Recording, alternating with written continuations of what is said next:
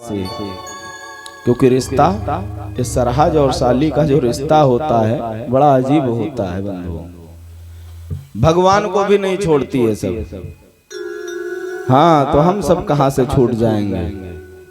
बार बार वहां की नारियां भगवान से प्रार्थना करती हैं, लेकिन भगवान ने कहा सारी बात आपकी सही है, लेकिन अब बारात, चलिए हम रुक जाते हैं, कोई बात नहीं, हमारे तीनों भाई और रुक जाते हैं, कोई बात नहीं, लेकिन ये पूरी अयोध्या नगरी जो सज बज के बारात आई है, ये बगैर दूल्हा दुल्हन की तो वापस जाएगी नहीं। नारियां समझ गई, ये मानेंगे नहीं, जाएंगे जरूर। बाबा ने कहा कि अनेकों प्रकार से नारियां रोकना चाहती हैं, लेकिन भगवान अब रुकने वाले नहीं है, क्योंकि कार्य सिद्धि के बाद कौन रुकता है। पहली तारीख को आप यहाँ आइए तो आप क्या पाएंगे? खाली माता जी, दो चार भक्त, क्योंकि हम लोगों को कुछ लालसाएं हैं, इसलिए वो लालसाएं पूर्ण हो रहा है। कोई कथा पिवासु है, नवरात्रि का समय है, ठीक है। इसी प्रकार भगवान ने सबका प्रार्थना स्वीकार किया, लेकिन कहा क्या, इस बार जाने दो, फिर आऊंगा। अब ये ससुराल जब हो ही गया है तो कुछ आज का ही संबंध तो है नहीं। जब कभी आऊंगा अकेला, जितना इच्छा होना,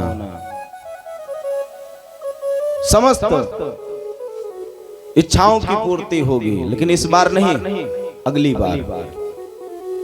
उधर आज जनक जी की पत्नी महारानी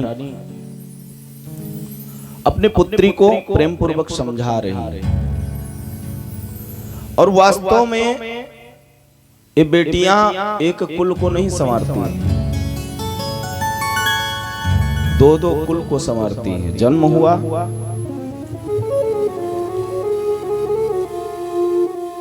पिता के लिए थोड़ा सयानी हुई, पति के लिए थोड़ा और समय बीता, पुत्र के लिए थोड़ा और समय बीता, बहू के लिए थोड़ा और समय बीता, तो नाती पोता के लिए, और इसी में इनका जीवन व्यतीत हो जाता है। बाबा ने लिखा है, पुत्री पवित्र, पुत्री पवित्र किए कुल दो, पुत्री पवित्र किए कुल दो, पुत्री पवित्र किए कुल दो।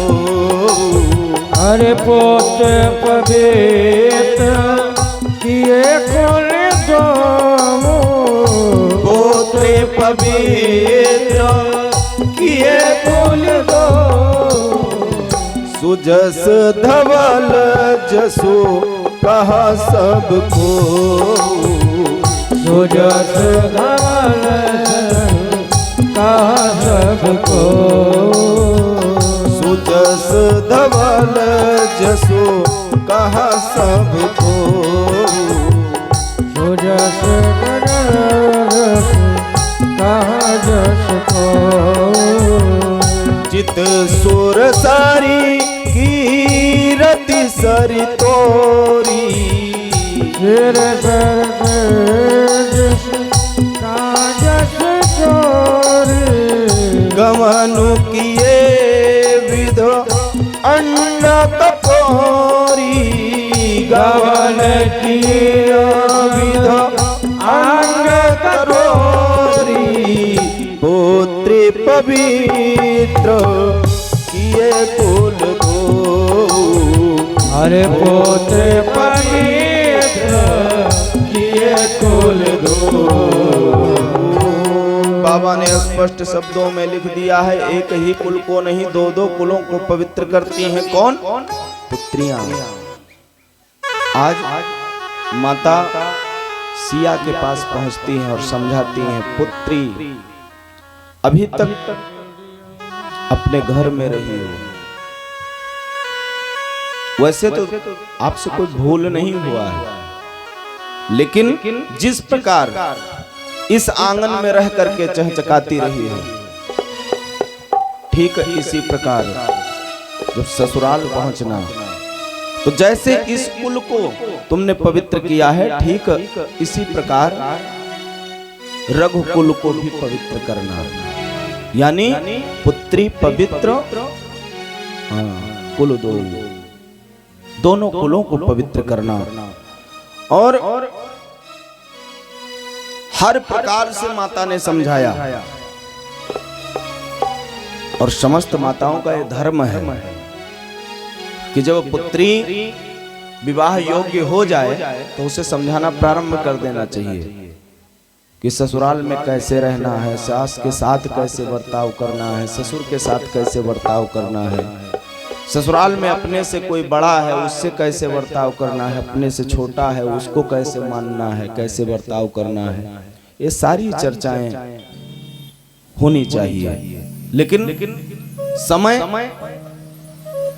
बहुत कम है, इसलिए लगभग जिनको भगवान ने पुत्रियां दिया है ये बात भली भांति वो जानते हैं। और एक बात है, घर में अगर पुत्र है, आप एक गिलास पानी मांगो ना, अगर वो आपको देगा तो मात्र स्वार्थ बस देगा, लेकिन अगर पुत्री है कोई स्वार्थ नहीं, निस्वार्थ। कहीं से भी आप घूम घाम के घर पहुंचिए, पिताश्री जल लेकर के खड़ी रहती है। आप भूखे हैं कि प्यासे हैं, हर एक बात का ध्यान रखने वाली अगर कोई है तो पुत्री है।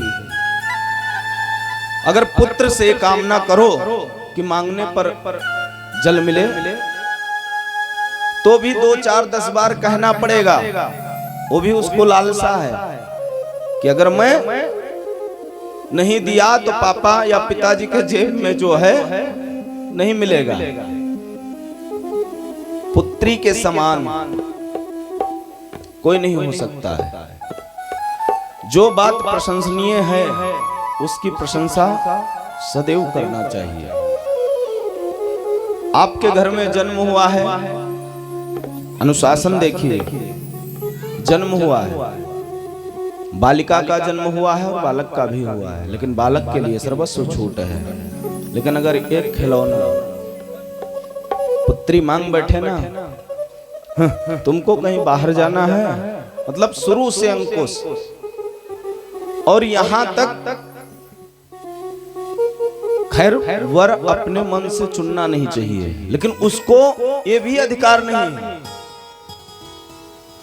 कि वो अपने मन से जिसके साथ जीवन व्यतीत करना है वो भी अपने मन से नहीं, पिता के मन से, माता के मन से, रिश्तेदारों के मन से, कैसा भी हो, जैसा पिता चाहेंगे मैं रह लूंगी, हर प्रकार से संतोष। तो पुत्री के समान कोई नहीं हो सकता है। बाबा ने हर प्रकार से लिखा है कि जिस प्रकार सीता जी की जब विदाई की बारी आती है तो माता ने जिस प्रकार सीता जी को समझाया है, अगर समस्त माताएं इस प्रकार अपने पुत्री को अगर समझाएं तो निश्चित रूप से कभी वो दिन देखने को नहीं पड़ेगा जो हम आप देख रहे हैं। अब तो जाते जात ससुराल जैसे जायो कि तुरंत खोपड़ी फर्क चालू कर दी हो। यह कहानी भाई आप लोग सुने हुए एक जने दादा ने रहू रहे, खैर कोई नाम हो तो बुरा न माने, उनके एक बिटिया रहा, तो वो ये में शिक्षा बिटिया का हिंदी न है, क्योंकि चर्चा आप लोग विधवत जानते ही हो, लेकिन खैर ऐसा नहीं करना चाहिए। हर प्रकार से महाराज जनक ने राजन का सम्मान किया, महाराज दशरथ का सम्मान किया। अंतो गत्वा, विदाई का समय आ गया। आज सीता जी की जितनी सहेलियां हैं सबके नेत्रों में अश्रु है, क्योंकि सीता जी जैसे राम जी अयोध्या में सबके प्राण प्रिय थे, ठीक उसी प्रकार जनक नंदिनी जानकी जी जनकपुर के लिए शोभा थी, शोभा। और जैसे चंद्रमा जब डूब जाए, पूर्णिमा हो जाता है ना, उसके बाद चकही यानी चकोर चंद्रमा का प्रतीक्षा करता है, कब चंद्रमा उदय होगा, कब चंद्रमा उदय होगा। ठीक उसी प्रकार आज वहां की जितनी भी बालिकाएं हैं, जितनी भी सिया जी की सहेलियां हैं, बस उनको एक लालसा है, सिया जा तो रही है लेकिन अब पता नहीं कब आवे। करुणता से भरा हुआ है पूरा नगर, क्योंकि जो पुत्री पूरे नगर के लिए लाडली हो, अगर उसकी विदाई हो तो फिर उस नगर में मानो सन्नाटा छा गया हो। करुणता से पूरा नगर भरा हुआ है। नर हो चाहे नारी हो, चाहे वृद्ध हो, चाहे बाल हो, चाहे बालिकाएं हो, सबके सब करुणता से भरे हुए हैं। देवता आदि ये दृश्य देख करके देवताओं के भी नेत्रों में अश्रु है, क्योंकि आज श्री की विदाई है, लक्ष्मी की विदाई है।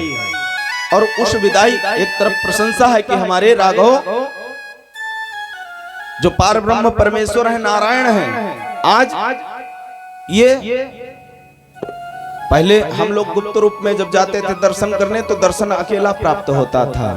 अब आज से दोनों देवी देवताओं का दर्शन प्राप्त होगा। लालसा भी है, लेकिन वहां की करुणता देख करके, करुणा देख करके समस्त देवताओं के नेत्र में भी अश्रु है। होना चाहिए शंखनाद, लेकिन सबके सब चुप है, स्तब्ध है। महाराज जनक जी पहुंचते हैं, दशरथ जी के पास हाथ जोड़ करके निहोरा करने लगे, प्रार्थना करने लगे, महाराज ये मेरी पुत्री बहुत भोली है। और जैसे महाराज जनक ने हाथ जोड़ा, महाराज दशरथ ने हाथ को पकड़ लिया, चिंता मत करो, मैं बहू लेकर नहीं जा रहा हूं, पुत्री लेकर जा रहा हूं, पुत्री। और एक नहीं, चार चार पुत्रियों को लेकर जा रहा हूं। महाराज का मन थोड़ा प्रसन्न हो गया कि जैसा मैंने दशरथ के विषय में सुना था ठीक वैसे ही दशरथ है। लेकिन कुछ भी हो, कोई कितना भी समझाए, लेकिन माता और पिता का हृदय इतनी जल्दी पुत्री के विदाई पर कोई कितना भी प्रफुल्लित करे, कितना भी समझाए, लेकिन समझ में बात नहीं आती। अंतो गत्वा, आज बारात की विदाई होती है, चारों दुल्हा और चारों दुल्हन वहां से प्रस्थान करते हैं। अयोध्या नगरी के समीप जैसे बारात पहुंचने वाली थी, संदेशा भेज दिया गया, परछन की तैयारी प्रारंभ हो जाए। और वहां जो सुमंत जी महाराज हैं, वो भी परम ज्ञानी है। ऐसे ऐसे उनके पास दूत हैं कि पल भर में अयोध्या से जनकपुर, जनकपुर से अयोध्या कर सकते हैं। संदेशा पहुंचा, पूरे नगर को सजाया गया, क्योंकि आज नई नवेली दुल्हन इस नगर में प्रवेश करने वाली है। और वो दुल्हन है कैसी? श्री स्वरूपा, और जिसके पास अष्ट सिद्ध नवनिधि अगल बगल भ्रमण करते हो, ऐसी देवी। और ऐसे देवी का आगमन जिस नगर में होगा, फिर वहां की शोभा का बखान कौन कर सकता है? हर प्रकार से जब बारात वापस आता है तो इधर बढ़िया सुंदर अयोध्या को सजाया गया और प्रेम पूर्वक बाबा ने कहा कि जैसे परछन की परंपरा है, दुल्हन जब नई आती है घर में तो परछन होता है, एक एक करके चारों दुल्हन और दूल्हा को परछा गया। आज इस प्रकार पूरा नगर आनंदित है कि मानो सबके घर में मंगलाचारी हो रहा है, सब प्रफुल्लित हैं, आनंदित हैं, क्योंकि उनके जो प्राण प्रिय हैं राम, उनका विवाह हुआ है। तो आज पूरे नगर में आनंद का पारावार नहीं है, समय व्यतीत हो रहा है, उत्सव बराबर प्रारंभ है, एक दिन नहीं, 2 दिन नहीं, महीनों उत्सव चला। इधर विश्वामित्र जी साथ में थे। जब 1 सप्ताह व्यतीत हुआ, विश्वामित्र जी ने कहा राजन अब मुझे आश्रम चलना चाहिए, क्योंकि राजाओं के सुख भोगों में ज्यादा रहना साधु जन को अच्छा नहीं होता है। महाराज ने कहा, राजन ने कहा गुरुदेव कुछ दिन और ठहर जाइए, लेकिन विश्वामित्र जी नहीं मानते और विश्वामित्र जी वहां से प्रस्थान करते हैं। राजन ने कहा महाराज ये जो अयोध्या है ये मेरा नहीं है, ये आपका ही है। ये बात सबको पता है, त्रिशंकु की कथा जिसने जिसने सुना होगा ये सबको पता होगा कि अयोध्या को स्वर्ग किसने बनाया। ये कथा जानते हैं आप? महाराज त्रिशंकु की कथा पता है? तो यहां बाबा ने लिखा, क्या लिखा? नाथ सकल संपदा तुम्हारी, नाथ सकल संपदा तुम्हारी, मैं सेवक समेत श्रुत नारी। मैं सेवक समेत श्रुत नारी, समेत श्रुत नारी। हे नाथ सकल संपदा, ये जो कुछ आप देख रहे हैं अयोध्या में दूसरे का नहीं है। नाथ सकल संपदा तुम्हारी, सारी संपदा वैभव ये अयोध्या, यहाँ तक मैं, मेरी 3 रानियां और उनके 4 पुत्र सब आपके ही हैं। मैं भी आपका सेवक हूँ, मेरी जो पत्नियां हैं वो भी आपकी सेवका हैं, और मेरे जो पुत्र हैं मैं सेवक समेत श्रुत नारी, अकेला मैं ही नहीं। नाथ सकल संपदा तुम्हारी, नाथ सकल संपदा तुम्हारी, मैं सेवक समेत श्रुत नारी, मैं सेवक समेत श्रुत नारी। और बाबा ने लिखा कि महाराज दशरथ जी कहते हैं प्रभु ऐसे ही इन लड़कन पे यानी बालकों पर कृपा बरसाए रखना, और इनको बार बार, एक बार नहीं बार बार आकर के दर्शन देते रहना। बाबा ने लिखा करब सदा कन पर छो, करब सदा कन पर छो, दर्शन दे तो रहब मुनि मोह, दर्शन देव रहब मुनि मोह। हे नाथ सदैव ये बालकों पर कृपा बनाए रखना और साथ साथ हमको भी दर्शन देते रहना। हर प्रकार से महाराज ने प्रार्थना किया। अंतो गत्वा महाराज की प्रार्थना पर प्रसन्न तो है विश्वामित्र, लेकिन मुनि किसी के महल में नहीं टिक सकता।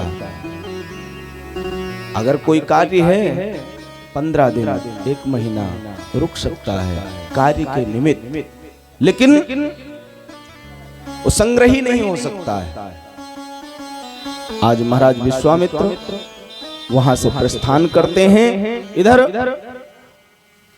हर प्रकार से सबके सब आनंदित हो रहे हैं। मुंह दिखाई में सीता जी को क्या मिला जानते हैं? क्या मिला? नहीं जानते। मणि पर्वत पता है आपको? मणि पर्वत कभी गए हैं अयोध्या में? हैं? मणि पर्वत नहीं गए। कनक भवन तो गए ही होंगे। मणि पर्वत, कनक भवन, चूड़ामणि इत्यादि ये सब प्राप्त होता है मुंह दिखाई में। खैर इसका प्रसंग बहुत लंबा है, समय बहुत कम है। निज गिरा पावनी करन कारण राम जस तुलसी कहो। निज गिरा पावनी, निज गिरा पावन करन कारण तुलसी कहो। निज गिरा पावन करन कारण राम जस तुलसी कहो। निज गिरा पावन करन कारण राम जस तुलसी कहो। रघुवीर चरित अपार वरिद पारु कवि कौने लयो।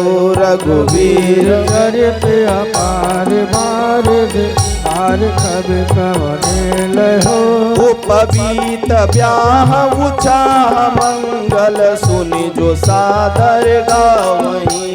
उपवीत ब्याह उछाह मंगल सुनि जो सादर गावहीं। उपवीत ब्याह उछाह मंगल सुनि जो सादर गावहीं। उपवीत ब्याह उछाह मंगल सुनि जो सादर गावहीं। वैदेही राम प्रसाद ते जन सर्वदा सुख पावहीं। वैदेही राम प्रसाद ते जन सर्वदा सुख पावहीं। वैदेही राम प्रसाद ते जन सर्वदा सुख पावहीं। वैदेही राम ते जन सर्वदा सुख पावहीं। वैदेही राम प्रसाद ते जन सर्वदा सुख पावहीं। वैदेही राम प्रसाद सर्वदा पावहीं। वैदेही राम ते जन सर्वदा सुख पावहीं। उपवीत ब्याह उछाह मंगल सुनि जो सादर गावहीं। उपवीत यानी यज्ञोपवीत। उपवीत ब्याह यानी विवाह। उछाह मंगल सुनि जो सादर गावहीं। वैदेही यानी सिया, राम यानी सिया राम जी का प्रसाद स्वरूप कृपा जन को क्या प्राप्त होता है? सर्वदा सुख पावहीं। जो प्रभु का यज्ञोपवीत विवाह इत्यादि का गान करता है उसका सदैव मंगल होता है, और जो सुनता है उसका मंगल भी होता है और सर्वदा सुख की प्राप्ति होती है। ऐसा बाबा ने लिखा। इस प्रकार भगवान श्री रामचंद्र जी और लखन लाल जी, भरत जी, शत्रुघ्न जी का विवाह संपन्न हुआ। आगे की कथा प्रसंग में बाबा ने कहा, अब जो कथा मैं कहने जा रहा हूं या बहुत ही धीरे धीरे मंगल जहां होता है वही करुणा होता है। जहां सुख होगा दुख वही होगा।